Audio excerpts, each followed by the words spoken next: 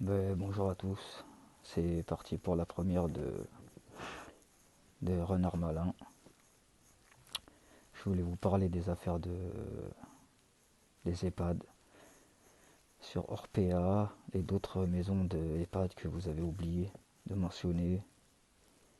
Il y a la maison M2A dans Paris, euh, la Fondation Rothschild, vous en avez à l'hôpital, soins palliatifs à René Muret dans le 93. Faut savoir que c'est pas des cas isolés, ça n'a rien à voir avec les EHPAD. C'est c'est bien plus compliqué que ça. Il y a les aides-soignants, on n'en parle pas assez, mais il y en a beaucoup, ils devraient changer de métier. Ils sont pas faits pour ce métier. Moi, de mes yeux, j'ai vu des histoires incroyables. Des gens se faire maltraiter par des aides-soignants. J'ai dû intervenir, de leur dire d'arrêter de faire telle et telle chose. Par exemple, forcer des dames de 80-90 ans à leur donner un yaourt ou une compote de pommes avec une cuillère en fer dans la bouche à lui forcer. J'ai dû intervenir plusieurs fois, m'embrouiller avec ces aides-soignantes en leur disant que c'est pas comme ça qu'il fallait faire, etc., etc. Concernant les EHPAD, j'en ai livré plusieurs. Je livrais des tubes de son, des prélèvements, presque dans tous les mêmes. Souvent à Rothschild, dans le 12e, à la rue Santerre, où j'ai vu des choses incroyables. J'ai été aussi à la maison M2A par rapport aux personnes qui sont touchées par la maladie d'Alzheimer. Euh, Par exemple, je vais vous donner un cas précis. Il y a 2 mois, il y a une femme qui est, on va l'appeler Madame X, parce que pour l'instant, je vais faire une vidéo sans donner le nom de personne. On verra si cette vidéo, elle touche du monde à qui ça pourrait arriver de près ou de loin. Et en fonction de ça, je verrai. J'aime pas donner les noms, mais il faudra bien le donner bientôt. De toute manière, je les ai tous ici. Tout est là, tout est prévu, j'ai une liste. Et après, il n'y a pas que le scandale des EHPAD, il y a aussi le scandale de l'EFS, l'établissement français de sang. On en parlera dans une prochaine vidéo.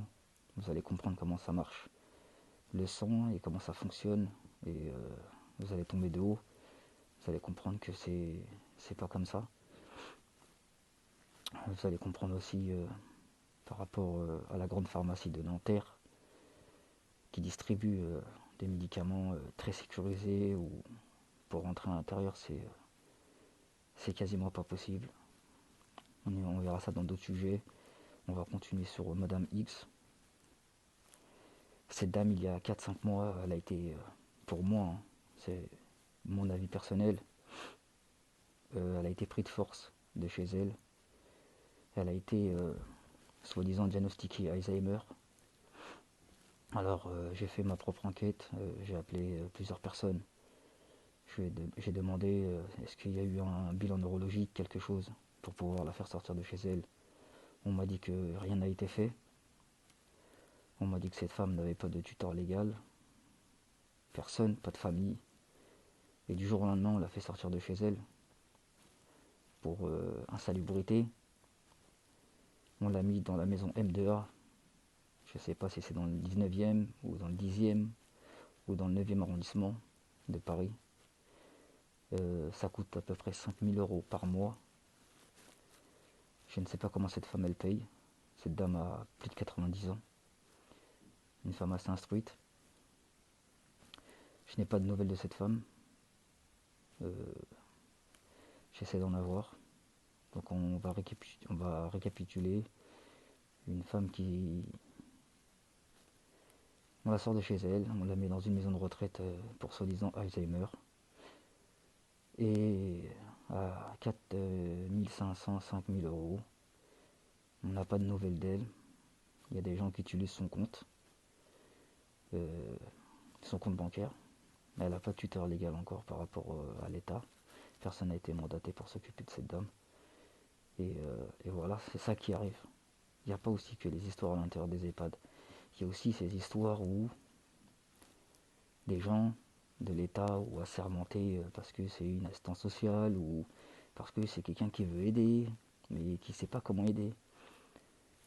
Qu'est-ce qu'on fait? Bah, on les prend, on les met dans des centres comme ça. On leur dit qu'ils ont Alzheimer, c'est possible. Moi j'y crois, peut-être qu'elle a Alzheimer. Il n'y a pas de bilan neurologique, il n'y a rien. Pas de suivi, pas de famille. 5 000 € par mois. Comment elle paye? Comment elle peut payer 5 000 € par mois? Hein? 5 000 € par mois, c'est vraiment elle a perdu la tête, la pauvre dame. Elle sait même pas. Peut-être qu'elle a mis de l'argent de côté. Je sais pas moi. À 90 ans, elle avait peut-être de l'argent de côté et son argent est en train de partir en fumée. Personne n'est au courant, personne ne fait rien. Personne ne dit rien. Moi j'essaie de m'occuper de cette affaire. Maintenant je suis en train d'aller plus loin. Dans les hôpitaux c'est pareil. Il faut arrêter de croire qu'il n'y a que les EHPAD. Moi j'ai connu les hôpitaux pendant 10 ans. Dans tout ce qui est soins palliatifs ou dans les côtés Alzheimer, dans les côtés où on s'occupe des personnes âgées. Par exemple, comme je vous ai dit, hein, il y a René Muret, il y a celui-là on l'a oublié,